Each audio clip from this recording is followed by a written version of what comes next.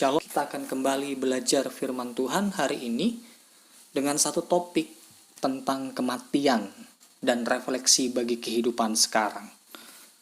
Ayat diambil dari kitab Ibrani pasal 9 ayat 27. Dan sama seperti manusia ditetapkan untuk mati hanya satu kali saja, dan sesudah itu dihakimi. Amin. Di dunia ini, ada kepastian yang akan dialami oleh manusia secara universal, yaitu kematian.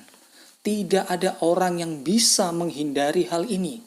Bahkan orang yang pernah mengalami kesembuhan baik secara medis maupun mujizat, pada akhirnya mereka akan mengalami kematian.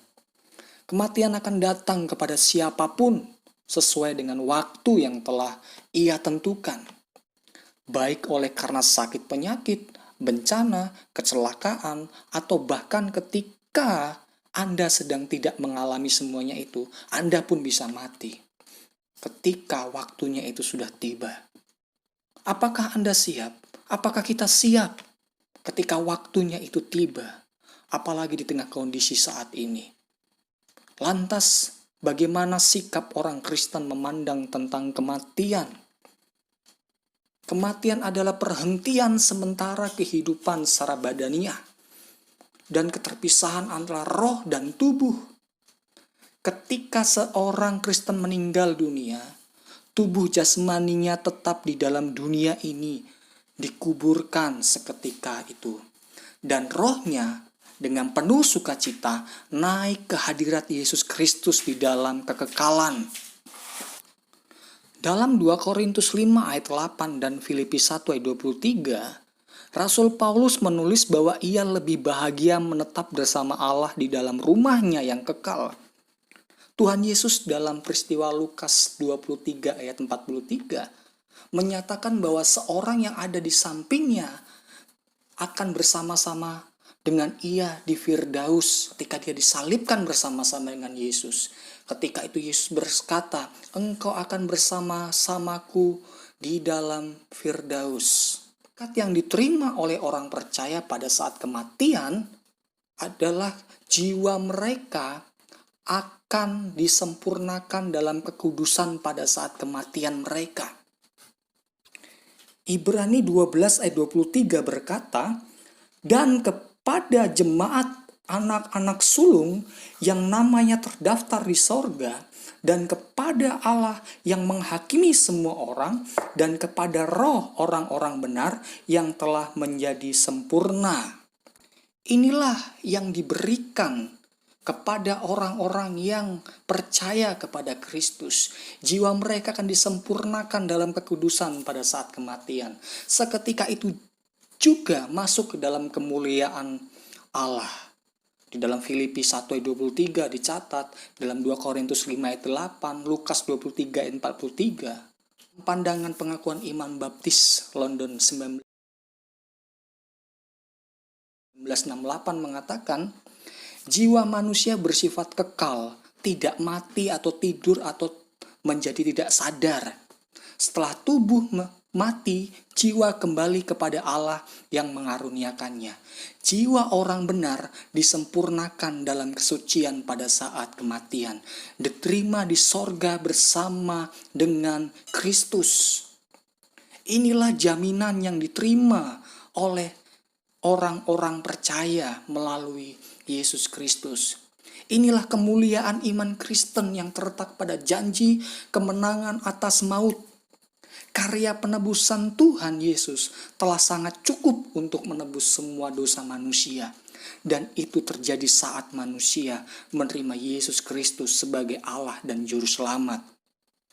Jiwa orang-orang yang tidak percaya di hari kematian, mereka akan masuk ke dalam siksa api neraka. Lukas 16 ayat 12 sampai 24. Alkitab katakan Lukas 16 ayat 22 sampai 24. Kemudian matilah orang miskin itu, lalu dibawa oleh malaikat-malaikat ke pangkuan Abraham.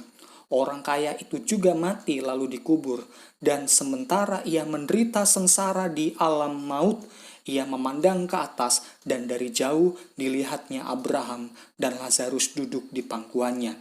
Lalu ia berseru, katanya, "Bapa Abraham, kasihanilah aku, suruhlah Lazarus supaya ia mencelupkan ujung jaringnya ke dalam air dan menyejukkan lidahku, sebab aku sangat kesakitan dalam nyala api ini." Inilah yang terjadi bagi orang-orang yang tidak mengenal Kristus. Bacakan dalam Mazmur 49 ayat 14 sampai ayat yang ke-15.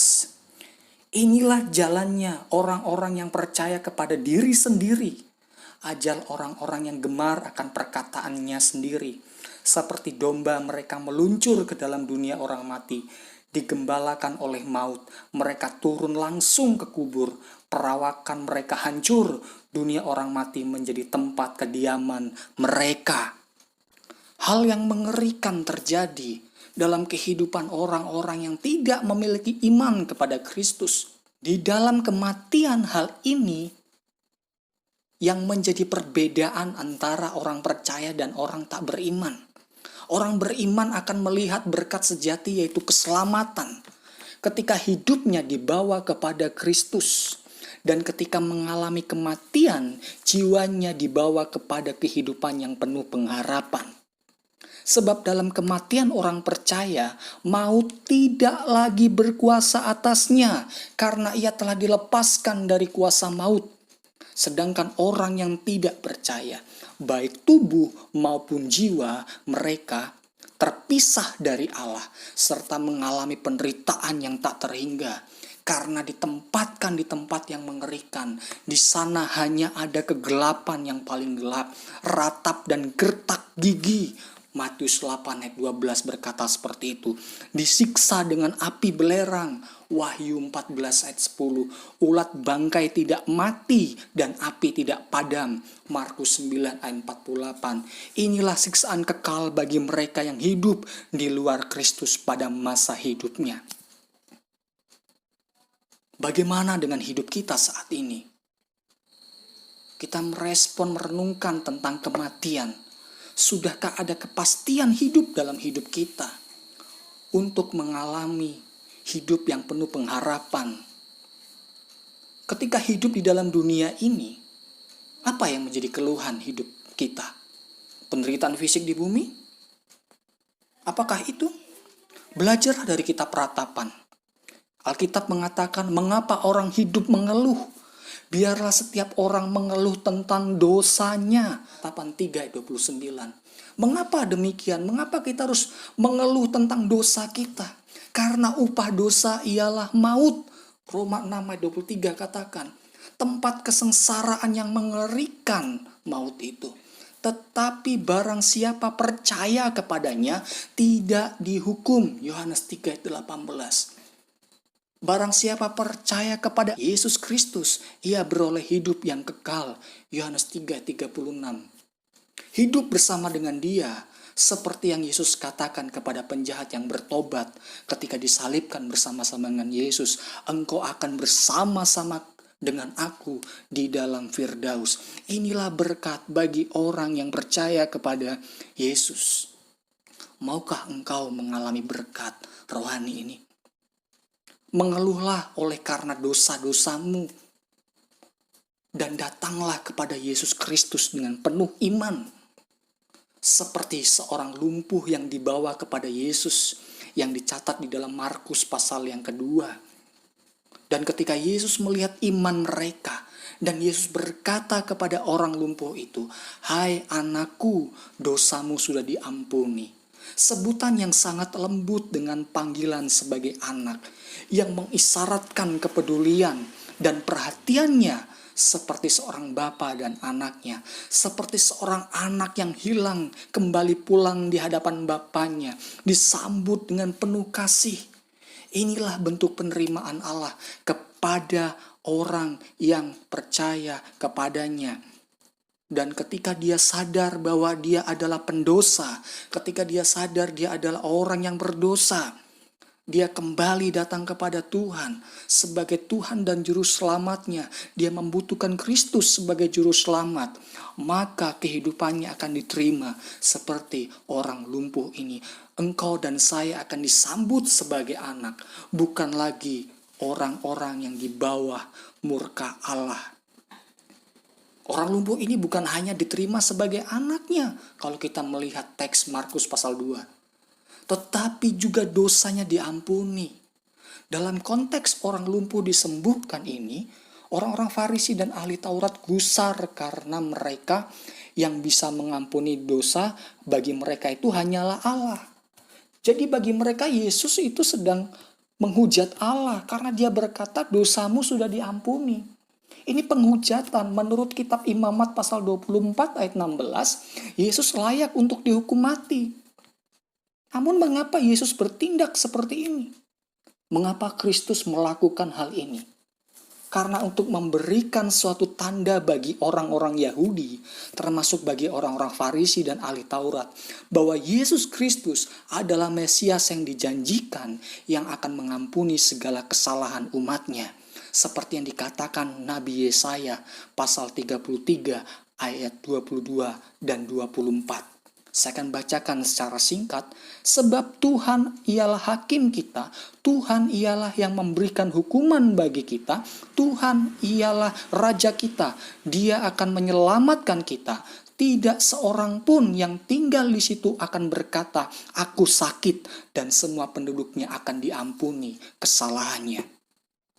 Baca juga dalam Yeremia 31 ayat 34, Mika 7 ayat 18. Hal itu mencatat keseluruhan, menunjukkan Sang Mesias, anak manusia yang datang ke dalam dunia, sanggup mengampuni segala dosa dan kesalahan hidup kita.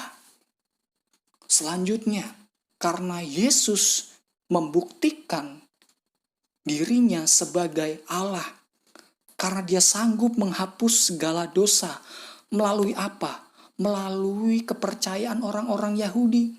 Karena orang-orang Yahudi termasuk ahli Taurat dan orang Farisi percaya bahwa orang lumpuh itu tidak dapat disembuhkan kecuali dosanya diampuni.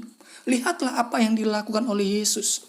Ia memerintahkan orang lumpuh itu, bangunlah, angkatlah tempat tidurmu dan pulanglah ke rumahmu. Dan orang itu pun melakukan seperti yang dikatakan Yesus. Ini membuktikan bahwa perkataan itu benar. Perkataan Yesus itu benar. Sesuai dengan apa yang mereka percayai. Jadi pengumuman tentang kemampuan Yesus mengampuni dosa bukanlah sebuah ocehan biasa, melainkan kebenaran bahwa anak manusia berkuasa mengampuni dosa manusia. Sekarang saya tekankan kembali. Kematian adalah kepastian. Dan apakah imanmu membawa kepada kepastian itu? Dan apakah dosamu sudah diampuni pada saat hari ini? Yesus menawarkan dirinya. Perkataannya adalah kebenaran. Ia pun bersaksi mengenai dirinya. Akulah jalan, kebenaran, dan hidup. Ini bukan sekedar bahasa teologi atau bahasa yang dikarang para filsuf, melainkan suatu kebenaran yang buktikan dan katakan langsung. Maukah engkau datang kepadanya dan menerima pengampunan? Dan ketika engkau sudah datang kepada dia, ingatlah bahwa pengampunan bukanlah kesempatan untuk berdosa lagi, melainkan menghasilkan sebuah pertobatan dan buah roh yang dimana hidup kita dipimpin oleh rohnya untuk menjadi manusia yang taat melakukan firman-Nya. Seperti yang dilakukan orang lumpuh ini, ketika dia telah menerima pengampunan dosa, apa yang ia lakukan? Ia menunjukkan ketaatannya pada perkataan Yesus untuk bangun, angkat tilam, dan pulang ke rumah. Inilah ketaatan. Jadi sikap percaya kepada Kristus menghasilkan ketaatan kepada perkataan Yesus. Hidup ini terlalu singkat untuk menangis penderitaan di dalam dunia. Karena tanpa Kristus ada penderitaan yang akan kekal selama-lamanya, yang akan menanti hidup kita, yang dimana di sana hanya kegelapan yang paling gelap, ratap dan gertak gigi, disiksa dengan api belerang, ulat bangkai tidak mati dan api tidak padam. Namun ingat sekali lagi, berbahagialah engkau yang mati di dalam Tuhan. Engkau akan menjadi umat yang berbahagia. Karena apa? Karena engkau menerima pengampunan dan pengharapan kekal. 1 Petrus 1 ayat 3-4. Saya akan bacakan sebagai ayat terakhir. 1 Petrus 1 ayat 3-4. Saya akan bacakan. Terpujilah Allah dan Bapa Tuhan kita Yesus Kristus, yang karena rahmat-Nya yang besar telah melahirkan kita kembali oleh kebangkitan Yesus Kristus dari antara orang mati kepada suatu hidup yang penuh pengharapan, untuk menerima suatu bagian yang tidak dapat binasa, yang tidak dapat cemar, dan yang tidak dapat layu, yang tersimpan di sorga bagi kamu. Inilah pengharapan orang-orang yang percaya, yang telah dibangkitkan, yang telah hidup bersama Kristus. Sekarang, yang mana menjadi pilihan Anda? Maukah engkau tinggal di dalam Kristus? Maukah engkau datang kepada Kristus? Maukah engkau percaya kepada Dia? Ketika engkau datang kepada Dia, percayalah bahwa Tuhan akan menyambut hidupmu sebagai seorang anak. Dan maka dosamu akan diampuni oleh Dia. Ketika engkau diampuni, pulanglah dan jangan membuat dosa lagi. Mari kita berdoa untuk firman Tuhan yang kita sudah dengar bersama-sama. Tuhan Yesus, kiranya Engkau memberkati setiap pemberitaan firman ini. Untuk siapapun yang mendengar firman ini, biarkan Roh Kudus-Mu menggerakkan hati mereka untuk mereka memahami bahwa kematian adalah hal yang pasti terjadi dalam kehidupan manusia. Oleh karena itu Tuhan, pimpinlah setiap umat-Mu, setiap orang-orang yang mendengar ini untuk tergerak hatinya, untuk mengambil keputusan yang tepat, untuk percaya kepada Engkau sebagai Tuhan dan Juru Selamat secara pribadi.